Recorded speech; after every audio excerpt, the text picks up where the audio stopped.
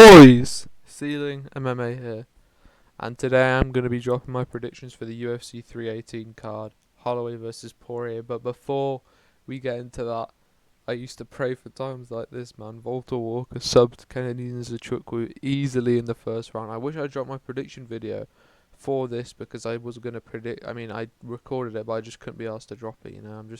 I'm like edit it. I'm just lazy like that. But yeah, I had predicted Walker to win this by heel hook, and that's three straight heel hooks, man. And I mean, heavyweight goat status. I think. I mean, who does that to Dontel Mays? Who does that to fucking Junior Taffa? No one, apart from Tuco Tacos. But still, who cares? Guys at NPC from the Innsbruck. Um, yeah. Man. I mean, Volta Walker's about to go on a generational run at heavyweight, and I've been a fan of this guy since the Taffa, Junior Taffa fight. I think he's funny.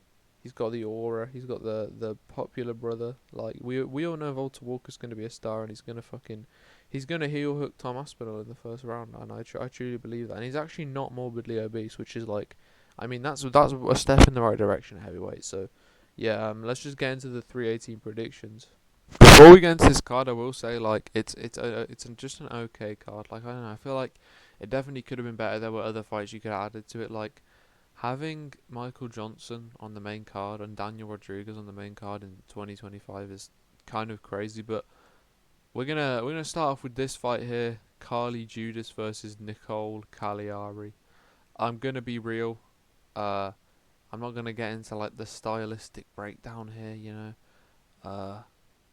But Carly Judas, she's like, Nicole Cagliari's like 0-1 in her UFC career. Carly Judas, I think she's maybe 1-1, and she lost to Bruna Fernandez, but that was by split, and she knocked out some other girl whose name I don't remember.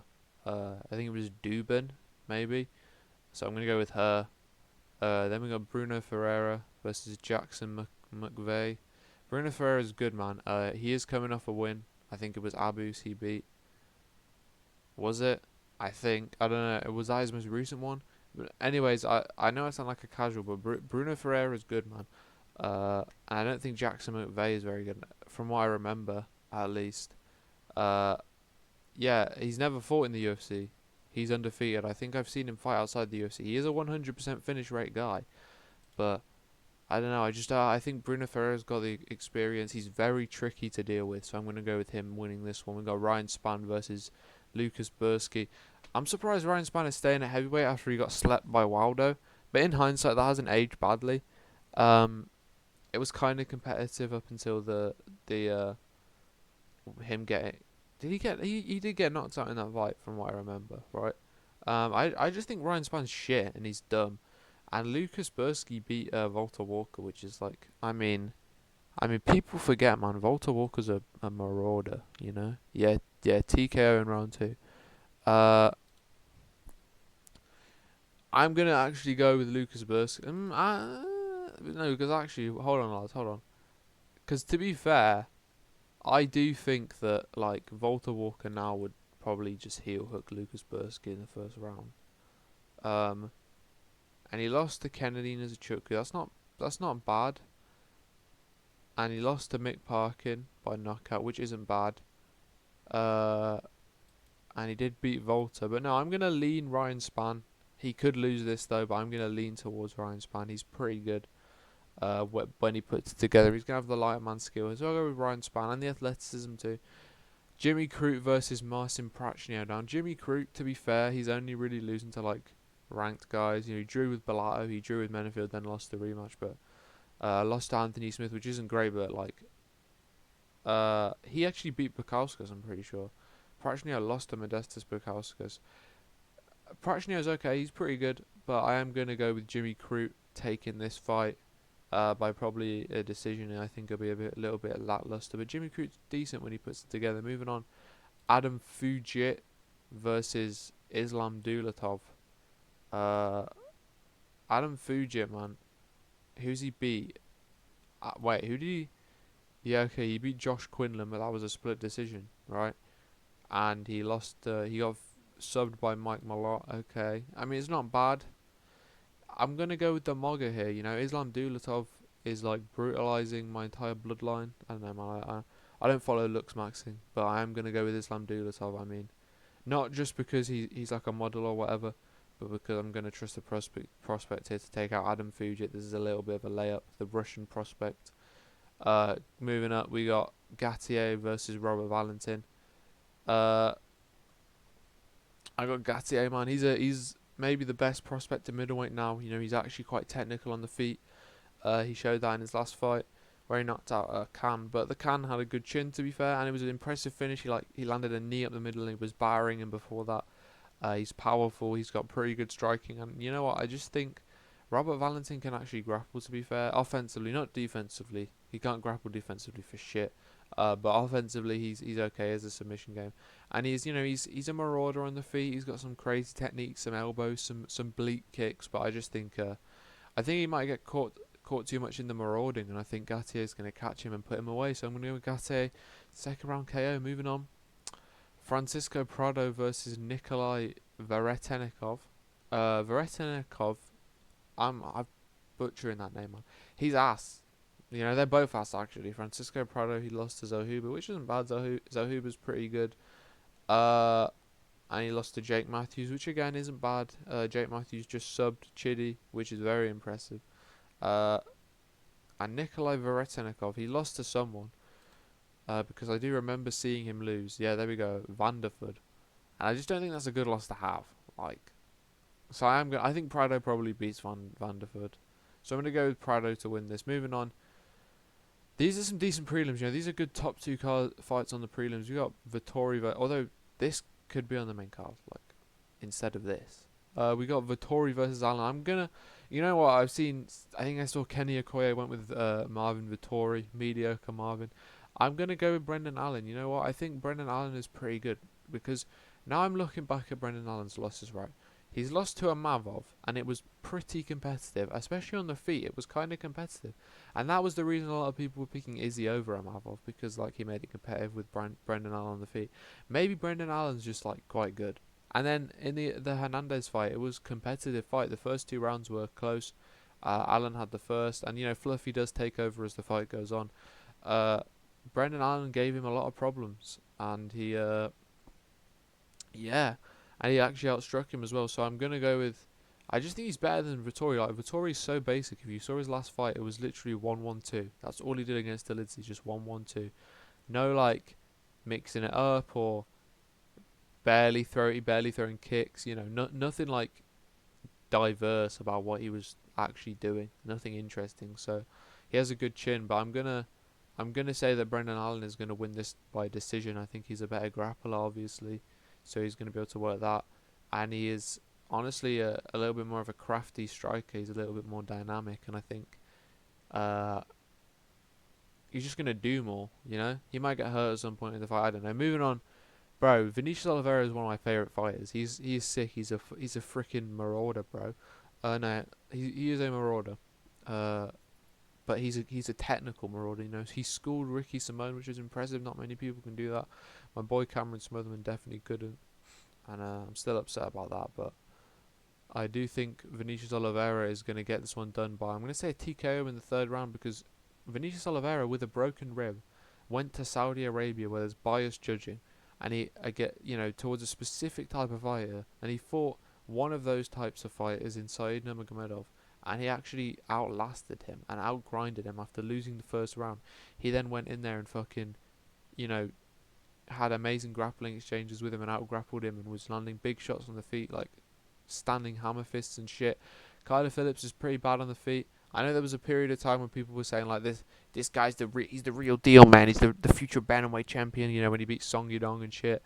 But then he got kind of fraud checked by Rob Font. I do think, what I think about Kyler Phillips, I think he might have been on EPO and then he got off EPO because how are you he's never showed a cardio weakness really before, but then in the Rob Font fight, 1 round of grappling and he's gassed in the 2nd and 3rd and he gets bad, and I think maybe Kyler Phillips will win the 1st round. I don't know though, because Vinicius Oliveira is very tough and he's very good and he's a great grappler and good scrambles, good reversals on the ground. But then I think in the 2nd and 3rd, Vinicius Oliveira is just going to be marauding forwards, landing big shots. mixing it up, maybe threatening some submissions. So I'm going to say Vinicius Oliveira TKOs Kyler Phillips in round 3. Moving on, Michael Johnson versus Daniel Zellhuber. Yeah, there we go. Okay. I mean, this is kind of obvious to me. I know Daniel Zellhuber lost to Ribovic, but Ribovic just got robbed by Haqparast, who's all right. And he's tough, he's gritty. That was a very impressive fight. It was a very competitive fight. He took a lot of punishment. Ribovic is a very high output striker, whereas Michael Johnson kind of isn't. And I know Michael Johnson, he's beaten Dustin Porier and he's beaten good fighters, and he's coming off a win now over, I think it's Azatar. Is that who he's beat? But I think he's an unk. You're too much of an unk. And I think Daniel Zellhuber's going to take this one by a TKO in like round 2 or 1. I'm going to go round 2. Back on track for Daniel Zellhuber. Moving on. I picked him against Ribovic as well, and that didn't work out, but still. Dan Ige versus Patricio Pitbull. Hey, Dan Ige, motherfucker! You know what, lads, actually. I don't think I'm ever doing like an impression or anything again, because I'm just not good. I'm too like, I don't know, I'm just not good at doing impressions, but these are a similar build. Pitbull couldn't do anything against the range of Yair, but Dan Ige could do something against the range of Sean Woodson. Now that fight obviously was an early stoppage, but I had it 1-1 going into the 3rd round, and obviously with how bad Sean Woodson was wobbled in the 3rd, I think Dan Ige would probably have taken the fight, and he is good. And you know what, Dan Ige's got more pop here. I don't know how old he is, but he's probably younger. I think Pitbull's like 37, maybe 38. Prime Pitbull, I might pick him. But right now, I think I'm going to go with Dan Ige. I'm going to go with Dan Ige to TKO Pitbull. I don't think Yair had a good performance for himself. I think he can have better performances at times. And I think Dan Ige is the type of guy who's going to go into the heat with Pitbull and land a big overhand. So I'm going to go with Dan Ige winning this one. Moving on, Kevin Holland versus D-Rod. Mismatch, bro. I'm telling you. I know D-Rod beat Alex Moreno by split decision and Santiago Ponzinibbio, who Kevin Holland also finished, by the way. Kevin Holland is coming off getting a Darce choke over the Darce Destroyer, Vicente Luque, the Darce Knight. Kevin Holland Darce choke that guy, right? And he beat Gunnar Nelson, who's a tricky guy who would definitely give D-Rod problems. And I think Kevin Holland is going to finish D-Rod. He could sub him. He could TKO him. He's gone to the body against Anthony Hernandez, and bro, look at that pot belly on Daniel Rodriguez. I think Kevin Holland would have success here. He's got the range advantage. He's going to be able to jab up D-Rod. I know D-Rod has some decent hands, but I think Kevin Holland's going to be able to jab him up, and he's going to be able to calf kick, and he can mix it in with the grappling. So I'm going to go with Kevin Holland to win this one by probably TKO. I just think, Kevin Holland at 170, he's locked in, he's good. If he stays consistent, he's going to do really well. I think he could beat Colby Covington if they fought right now. Moving on, we got the co-main. This is crazy as a co-main event, but we got Paulo Costa versus Roman Cop. Wait, Poirier's ranked number 6, and Holloway's 5. Wait, who the fuck is Dan Hooker above them or something? I have to check that. Oh wait, no. I guess maybe Islam is ranked at number 1 now, and that's why. I don't know. I just saw that Costa ran Kopylov. Roman Kopylov, man, he's coming off a win over Chris Curtis. It was an early stoppage, to be fair. But he was gonna win. I mean, he won the first, I believe. Curtis won the second, and then that head kick, although Curtis was winning, would have probably stolen Kopylov that round. Chris Curtis is actually pretty good, He had a very competitive fight with Brendan Allen. And Brendan Allen's good. I think Brendan Allen would beat Paulo Costa. And I think Roman Kopylov is going to beat Paulo Costa. I think he's going to win this by a decision, just outstriking him. Paulo Costa back in the day, he used to be a marauder. He used to walk you down with big meaty hooks, and I think that version of him would give Kopylov some issues. I think Kopylov does struggle with pressure. We saw that against Hernandez.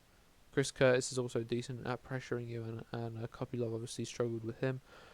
But I don't think Paulo Costa's really a pressure fighter, marauder anymore. He's kind of lost that if you watch his fight against Whitaker, and quite a few of his fights recently, and the Strickland fight too. So I'm going to go with Roman Kopylov winning this one by decision. Moving on, just like kind of technically outstriking Costa. Moving on, we got the main event: Max Holloway versus Dustin Poirier. Lads, that Max Holloway getting knocked out by Ilya, just that did things to me. That made me very sad. Max Holloway he's like in my top 5 favorite fighters. I like Dustin.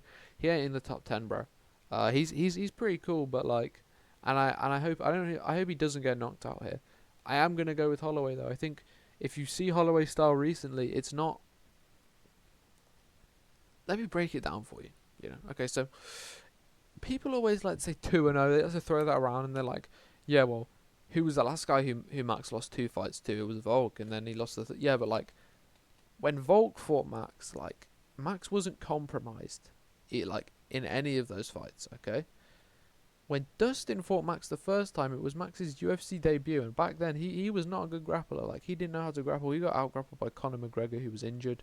Dennis Bermudez, you know, he did like that was Max before. That was Tadpole Max at like 20 years old making his UFC debut against a pretty experienced Dustin Poirier at the time. And then we have the second fight where Max Holloway didn't take the time to bulk up to lightweight and showed up as kind of a chubby featherweight. He was clearly smaller than Dustin. There was a massive power difference. And you know what? Max Holloway actually outstruck him in that fight. He landed more shots than Dustin Poirier. It's just, and he was rocking him too. It was a 48-47 fight. It was pretty competitive, right? But the reason Dustin was able to win is because he was able to land the bigger shots and he was able to rock Max a lot when he actually landed them, right?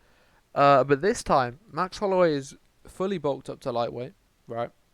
He's had time to do that. I think he knew after the Topuria fight, his next fight was gonna be at lightweight. He already had the camp for the Gaethje fight. Okay, so we're bulked up to lightweight. We're shredded at lightweight now. There's no flab, you know. And Max's style in the second fight was he was a very high output striker. He'd get you against the fence and he'd unload these massive combinations, these really long combinations. That works against a guy like Brian Ortega, who isn't a great counter striker. That ain't gonna work. The reason Max lost to Dustin Poirier in that fight is because Dustin Poirier loves being pushed up against the fence and being dragged into these long boxing exchanges, because that's when he starts rolling with shots and countering with his big hooks in the pocket. That's where he's at his best. Now, if you watch the Topuria fight, if you watch the Gaethje fight, Max Holloway is a 1-2 out, 1-2-3 out. He's a stick and move kind of fighter. He's mixing it in with the kicks a lot, and I think he's gonna do that here. I think he knows how Dustin fights, man. I don't think he's gonna push Dustin up against the cage. He's got something to prove here, so I don't think he's gonna really, play Dustin's game. He's gonna be using the straight punches a lot, where Dustin's looking for hooks. Max is gonna be throwing the 1-2s, the 1-1-2s, shots to the body like he was going with against Gaethje. The right hand to the body, the spinning back kick to the body, and even to the although Dustin doesn't duck down like Gaethje does, so I think it would just be land to the body. That's gonna work. The leg kicks, Dustin doesn't really check leg kicks that well, along with a lot of oblique kicks too. Max is going to be probably mixing in head kicks over the top. What he needs to do here is he needs to go bang bang, kick to the body, bang bang, kick to the head. Make sure to keep Dustin guessing. Don't exchange and don't be afraid of the boxing, because Max is still a great boxer for MMA, but don't exchange in these long get into these long boxing exchanges again in the pocket, unless maybe it's you're winning and it's the last 10 seconds of the fight, like against Gaethje. Have a cool BMF moment, right? I'm gonna go Max Holloway by 49-46 decision. I also think Dustin Poirier, he's gonna be cocky. He's gonna be like, because he's a sore winner, is Dustin Poirier. He's gonna be thinking like, I beat this guy 2 times. I'm just gonna go in here and I'm gonna beat him again, and it's gonna be my retirement fight. And he's gonna coming out, shine bright like a diamond, shine bright. And then Max Holloway's gonna come out with his fucking, like the song he just walked out to against Ilya, which was like, I don't know what it was. It was some like theme song, and then it transitions into the song he usually walked out to, Hawaiian Kickboxer, right? And Max is going to be walking out to and he's just going to be like fucking, he's got the gritty face on, and he's going to go in there, and I just think he's going to style on Dustin Poirier, so I just think he's going to beat him, so I'm going to go with Max Holloway taking this one by 49-46 decision. I think most MMA YouTubers are going with Holloway on this one. It does make sense, and I'm rooting for him because that's my boy. And I can't afford to see Max Holloway on a 2-fight losing streak. it's just not okay. You know, it's just not cool, is it? So yeah, that's the video, lads. You know, like it, mate, like it, because this is yeah, I'm putting effort into this. You know, I'm someone who talks a lot, so it's like, no, I know, you know what, I talk a lot, but like I don't even like it. You know, I get kind of tired after like yapping so much. So this is the effort I'm putting into this. So you kind of have to like and you know maybe subscribe. Check out some older videos. Check out my video where I glazed Brandon Moreno for like 15 minutes. That was like, I mean that's a masterpiece, really. Yeah. In a bit, lads.